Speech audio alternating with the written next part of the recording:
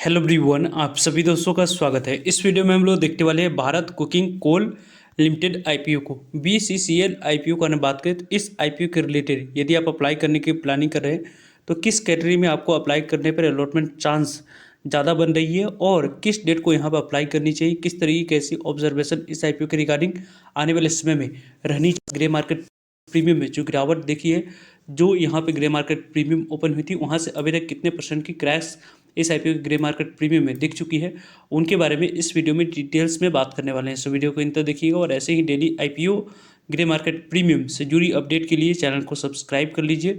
साथ ही कमेंट्स में Telegram group का लिंक दिया गया है, वहाँ भी जुड़ सकते हो टाइम पे अपडेट के लिए। फर्स्ट ऑफ ऑल यदि हम लोग बात करें तो किस कैटेगरी में आपको अलॉटमेंट मिलने की चांस जनरली आप मुझसे पूछोगे तो बिना कुछ कैलकुलेशन किए हुए यहाँ पे बन रही है। तो first of all big NI category में जिसमें आप लोगों को 10 लाख अमाउंट्स की मिनिमम यहाँ पे रिक्वायरमेंट होती है, इस कैटेगरी में यदि आप अप्लाई करेंगे तो अलॉटमेंट मिलने की चांस सबसे ज़्यादा रहने वाली है। रिटेल कैटेगरी में आपको अलॉटमेंट मिलने की चांस दूसरे नंबर पर रहने वाली है और तीसरे नंबर पर आपको स्मॉल एनआई कैटेगरी में अलॉटमेंट मिलने की चांस यहाँ पे दिखेगी। यहाँ पे जो अलॉटमेंट मिलेगी चांस की प्रायोरिटी आप लोगों को दिख रही है बिग एनआई कैटेगरी में, उनके बारे में बात करें तो बिग एनआई कैटेगरी में आप लोगों को मिनिमम यहाँ पे 10 लाख अमाउंट्स की रिक्वायरमेंट होती है अप्लाई करने के लिए, लेकिन अलॉटमेंट आप लोगों को 2 लाख तक की ही आपको शेयर एलोकेट किया जाता है। इसके कारण से आपको इस आईपीओ में अलॉटमेंट मिलने की चांस यहाँ पे मैक्सिमाइज हो जाती है, क्योंकि इस आईपीओ में 5 टाइम्स यानी कि 5 टाइम्स से यदि आईपीओ सब्सक्राइब होती है तो वहाँ पे आप लोगों को मिनिमम 1 लॉट अलॉटमेंट मिलने की चांस आपकी बन जाती है। यहाँ पे अलॉटमेंट मिलने की चांस इसी तरीके की इसी रेशियो में आप लोगों को बनती हुई दिख जाती है। रिटेलर्स कैटेगरी के बारे में बात करते हैं तो यदि हम लोग बात करें तो कल ही आईपीओ ओवर सब्सक्राइब होते हुए दिख जाएगी। तो रिटेलर्स कैटेगरी में आप लोगों को अलॉटमेंट मिलने की चांस यहाँ प्रत्येक फैमिली मेंबर्स के डीमेट अकाउंट से एक एक लॉट यदि आप अप्लाई करते हैं तो जाकर आपको इस आईपीओ में अलॉटमेंट मिलते हुए दिखेगी।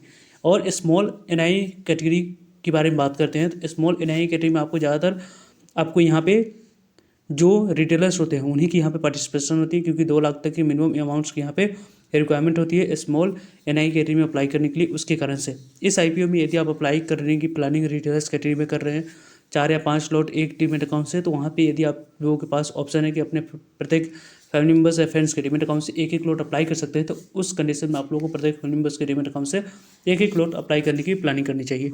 वैसे यदि हम लोग बात करें सबसे ज़्यादा अलॉटमेंट मिलने की चांस आपको शेयर होल्डर्स कैटेगरी में दिखेगी। शेयर होल्डर्स कोटा के बारे में बात करते हैं तो इस आईपीओ में आपको अलॉटमेंट मिलने की चांस ज़्यादा रहेगी, क्योंकि इस आईपीओ में यदि हम लोग बात करें तो मिनिमम इस आईपीओ में 1 लॉट अप्लाई कर सकते हैं, लेकिन मैक्सिमम यहाँ पे 2 लाख तक की वर्थ की आप लोगों को एप्लीकेशन यहाँ पे अप्लाई कर सकते हैं। यहाँ पे 2 लाख तक की वर्थ की एप्लीकेशन यदि आप अप्लाई करते हैं तो उसके लिए जो अमाउंट्स की यहाँ पे रिक्वायरमेंट रहने वाली है और जितने लॉट्स आप लोग अप्लाई कर सकते हैं उनके बारे में बात करते हैं तो 14 लॉट्स यहाँ पे इस आईपीओ में अप्लाई कर सकते हैं।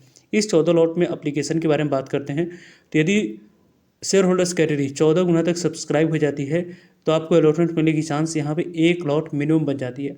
यदि उससे कम 14 गुना से कम सब्सक्राइब होती है तो वहाँ पे आप लोगों को अलॉटमेंट मिलने की चांस थोड़ी सी आपको ज़्यादा बनती हुई दिख जाएगी। यदि हम लोग बात करें इस शेयर में अलॉटमेंट मिलने की चांस यदि आप लोग 20 गुना तक आपको आईपीओ शेयर होल्डर्स कैटेगरी में सब्सक्राइब हो जाती है तो वहाँ पे आपको अलॉटमेंट मिलने की चांस थोड़ी सी 14 लॉट्स यदि आप अप्लाई करते हैं तो भी आपको अलॉटमेंट मिलने की चांस थोड़ी सी कम बनेगी, क्योंकि इस आईपीओ में आपको लॉटरी सिस्टम के माध्यम से शेयर होल्डर्स कैटेगरी में अलॉटमेंट मिलते हुए नहीं दिखेगी।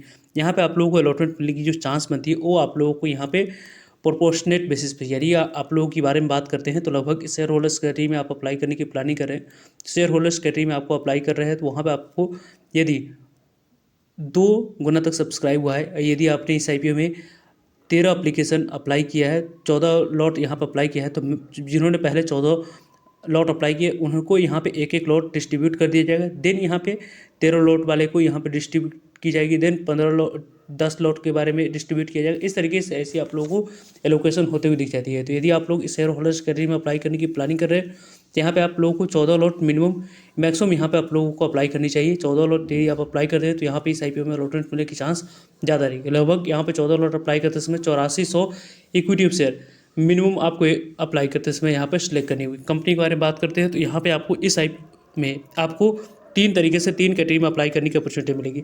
फर्स्ट यदि हम लोग बात करते हैं तो यहाँ पे आपको फर्स्ट अपॉर्चुनिटी जो मिलने वाली है वो यहाँ पे आपको शेयर होल्डर्स कैटेगरी में तो अप्लाई करने की अपॉर्चुनिटी मिलेगी यदि आप एलिजिबल है तो, और उसके बाद एम्प्लॉय कैटेगरी में भी आप लोगों को अप्लाई करने की अपॉर्चुनिटी मिलेगी। यहाँ पे तो 5 लाख तक की वर्थ की एप्लीकेशन आप अप्लाई कर सकते हो। वही यदि आप इस आईपीओ में यहाँ पे देख रहे हैं कि आपको अप्लाई करने की अपॉर्चुनिटी आपको स्मॉल एनआई, बिग एनआई और रिटेलर्स, इनमें से एक कैटेगरी में जिस तरीके की जैसे जनरली आपको अप्लाई करने की अपॉर्चुनिटी मिलती है वहाँ पे आप लोगों को अप्लाई करने की अपॉर्चुनिटी मिलेगी। जनरली आप लोगों को 2 कैटेगरी में अप्लाई करने की अपॉर्चुनिटी मिल रही है। जो एम्प्लॉय कैटेगरी के एलिजिबल है उनको यहाँ पे 3 कैटेगरी में आप लोगों को अप्लाई करने की अपॉर्चुनिटी मिल रही है। तीनों कैटेगरी में आप लोगों में से कौन सी दोस्त हैं यहाँ पे जो अप्लाई कर सकते हैं, कौन सी यहाँ पे एम्प्लॉय कैटेगरी के लिए एलिजिबल है या नहीं, उनके बारे में कमेंट्स करके बता सकते हैं। वैसे आप लोग इस शेयर होल्डर्स कैटेगरी के लिए एलिजिबल है या आप लोगों को सिर्फ और सिर्फ रिटेलर्स या स्मॉल एनआई या बिग एनआई कैटेगरी में अप्लाई करने की प्लानिंग चल रही है, कमेंट्स करके आप लोग बता सकते हो। वैसे इस कंपनी के बारे में बात करें तो BCCL IPO के बारे में बात करते हैं तो Bharat cooking coal limited IPO, ये IPO कल से ओपन हो रही है। 9 यहाँ पे जनवरी से IPO ओपन हो रही है। 13 जनवरी से IPO क्लोजिंग डेट है। 9 जनवरी इस IPO में कल के डेट में कितने नंबर ऑफ टाइम सब्सक्राइब होती है उसको देखकर ही आपको 13 जनवरी को आपको अप्लाई करनी या अवॉइड करने की प्लानिंग करनी चाहिए। वैसे तो पर्सनली आप मुझसे पूछोगे तो मैं इस IPO में यहाँ पे पहले जो कल के डेट में कितने नंबर ऑफ टाइम सब्सक्राइब होती है, मंडे को 12 जनवरी को कितने नंबर ऑफ टाइम सब्सक्राइब होती है उसको देखकर ही 13 जनवरी को इस IPO में अप्लाई करने की प्लानिंग कर रहा हूँ। कंपनी के बारे में बात करते हैं तो कंपनी की लिस्टिंग 16 जनवरी को BSE NSE दोनों जगह पर लिस्ट होने वाली है। वैसे इस IPO में अप्लाई करते समय जो मिस्टेक करनी है उनके बारे में बात करते हैं तो 23 रुपीज़ अपर प्राइस बैंड पे ही अप्लाई करनी है। 20 के प्राइस बैंड या आप लोगों को लोअर प्राइस बैंड पे अप्लाई नहीं करनी है। 20 के प्राइस बैंड या लोअर प्राइस बैंड पे यदि आप अप्लाई करने की प्लानिंग करें तो वहाँ पे आपको अलॉटमेंट मिलने की चांस पहले ही समाप्त हो जाएगी। यदि इस IPO में 1 लॉट मिनिमम रिटेलर्स कैटेगरी में अप्लाई करने की प्लानिंग करें तो 600 इक्विटी शेयर मिनिमम आप यहाँ पे आपको अप्लाई करते समय सिलेक्ट करना होगा। पूरी तरीके से इस कंपनी के 1071 को एक्सरसाइज ऑफर फॉर सेल है। जो भी पैसा कंपनी रेज करी कंपनी के पास ना जाकर कंपनी के प्रमोटर्स के पास यहाँ पे पैसे जाते हुए दिखेगी। बुक बिल्डिंग IPO है BSE NSE दोनों जगह पर कंपनी की लिस्टिंग होने वाली है। रही बात इस IPO आने वाले समय में इंपॉर्टेंट डेट्स के बारे में बात करने की तो यहाँ पे इंपॉर्टेंट डेट्स में आप लोगों को 9 जनवरी ओपनिंग डेट, 13 जनवरी यहाँ पर क्लोजिंग डेट, 14 जनवरी आपको अलॉटमेंट डेट रखी, 15 जनवरी यहाँ पे पैसे रिफंड करने की डेट है, 15 जनवरी डीमेट अकाउंट में शेयर को क्रेडिट करने की डेट है और 16 जनवरी इस कंपनी की लिस्टिंग BSE NSE दोनों जगह पर होते हुए दिख जाएगी। यानी कि इस IPO में आपको अप्लाई करने की अपॉर्चुनिटी यहाँ पे इस तरीके से ऐसे मिलते हुए दिख रही है। कंपनी के बारे में बात करते हैं तो यहाँ पे इस कंपनी में मिनिमम आपको 1 लॉट अप्लाई करने के लिए 13,800 अमाउंट्स की यहाँ पर रिक्वायरमेंट है। और बिग एनआई कैटेगरी के बारे में बात करते हैं तो 10,07,000 अमाउंट्स की रिक्वायरमेंट है और स्मॉल एनआई कैटेगरी में अप्लाई करने के लिए 2,07,000 अमाउंट्स की यहाँ पर रिक्वायरमेंट दिख रही है। कंपनी के बारे में बात तो जो इस कंपनी की ग्रे मार्केट प्रीमियम स्टार्ट हुई थी वो यहाँ पे 74% के प्रीमियम के आसपास यहाँ पे इसके ग्रे मार्केट प्रीमियम स्टार्ट हुई थी। 17 रुपये पे इसकी ग्रे मार्केट प्रीमियम ओपन होते हुए दिखा था, लेकिन करेंटली इस IPO की ग्रे मार्केट प्रीमियम 12 रुपये पे कारोबार कर रही है। लगभग इस IPO प्राइस 23 रुपये पे 12 रुपये के एड ऑन करते हैं तो लगभग 35 रुपये लिस्टिंग प्राइस और 1 लॉट पे लगभग आपको लिस्टिंग एंड मिलने की जो चांस बन रही है उनके बारे में बात करें तो परसेंटेज वाइज आपको लिस्टिंग एंड मिलने की चांस यहाँ पे 52% के पास बनती हुई दिख रही है। और 1 लॉट पे यहाँ पे जो लगभग 600 को मल्टीप्लाई यदि आप करेंगे 1200 के तो 7200 के आसपास IPO 1 लॉट पे लिस्टिंग एंड देती हुई दिख रही है। इस तरीके के ग्रे मार्केट प्रीमियम में एसएच रिपोर्ट के अनुसार से कारोबार होती हुई दिख रही है। वैसे कल के डेट में किसी भी तरह की कोई बदलाव होती है तो वीडियो के माध्यम से आप लोगों तक अपडेट पहुंच जाएगी। सो जुड़िएगा ताकि आप लोगों तक अपडेट पहुंच पाए। फर्दर जो भी डाउट करिए कमेंट्स कर आप लोग पूछ सकते हो। मिलते हैं एक नई इन्फॉर्मेटिव वीडियो में, तब तक के लिए जय हिंद जय भारत।